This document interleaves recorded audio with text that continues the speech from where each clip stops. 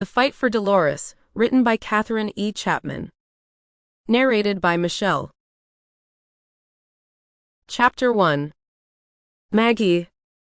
Magdalena O'Reilly swung around in her office chair to face Billy Mulholland, her boss. She knew that tone of his all too well, and in truth, she also knew exactly what had occasioned it. "What do I pay you for?" Billy asked sarcastically. "To sell houses," Maggie replied plainly. "Then how do you explain the fact that Cal McCoy insists you were trying to dissuade him from buying West Lough Lodge this morning?" "I was just truthful about the work that needs doing to the place. There's no need to draw his attention to its shortcomings. He's probably going to demolish the house and start again anyway. To the McCoy empire, money is no object." Maggie raised her left eyebrow. This was one of the things that made her so determined McCoy wouldn't get his hands on the lodge. "Do you always employ such unorthodox methods in your business dealings, Miss O'Reilly?"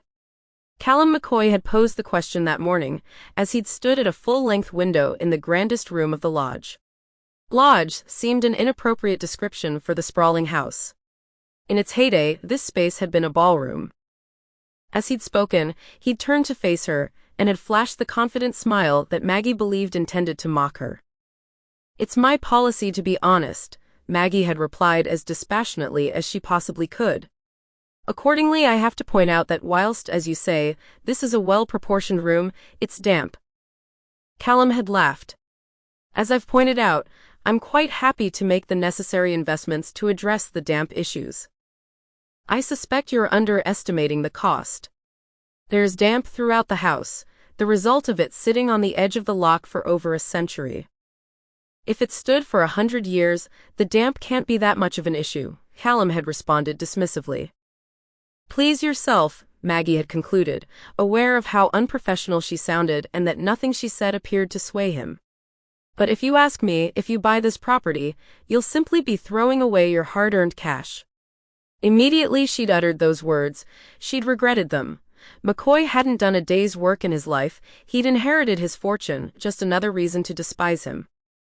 Back at the office, Maggie was pondering how much detail of their conversation Callum would have given Billy.